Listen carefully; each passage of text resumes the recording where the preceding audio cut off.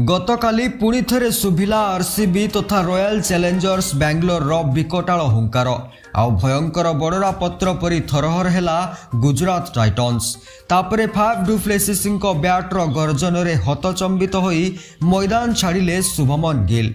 हाँ दर्शक बंधु, आईपीएल 2024 52तम मैच रे रॉयल चैलेंजर्स बैंगलोर 4 विकेट रे गुजरात टाइटन्स को परास्त करिछि।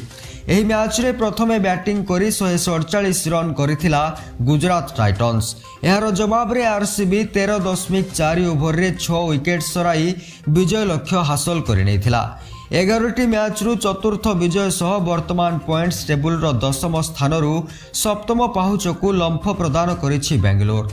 गतकालीर मैच रे खूब गर्जन करिथिला आरसीबी रो अधिनायक फाफ डु प्लेसिस बैट। से मात्र 23 बॉल रु 3 छक्का और 10टी कलात्मक चौका मारी 64 रन रे आउट होइथिले। सेहीपरि विराट कोहली मध्य 42 रन रो उपयोगी इनिंग्स खेलिथिले।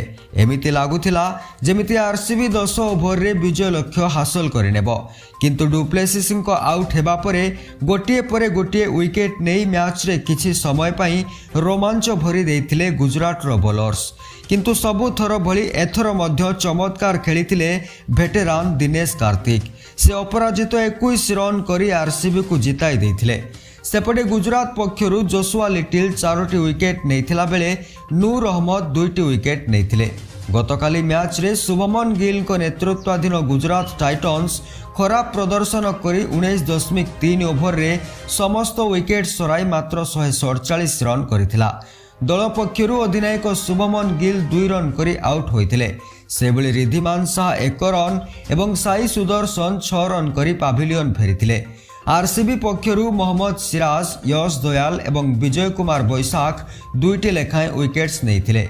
सेहीभली कैमेरून ग्रीन और कर्ण शर्मा गोटिए लेखाएं विकेट निज नाम करथिले। एहीपरि प्रतिदिन ओडिया रे आईपीएल न्यूज जानिबा पई वीडियो को लाइक एवं चैनल को सब्सक्राइब करंतु।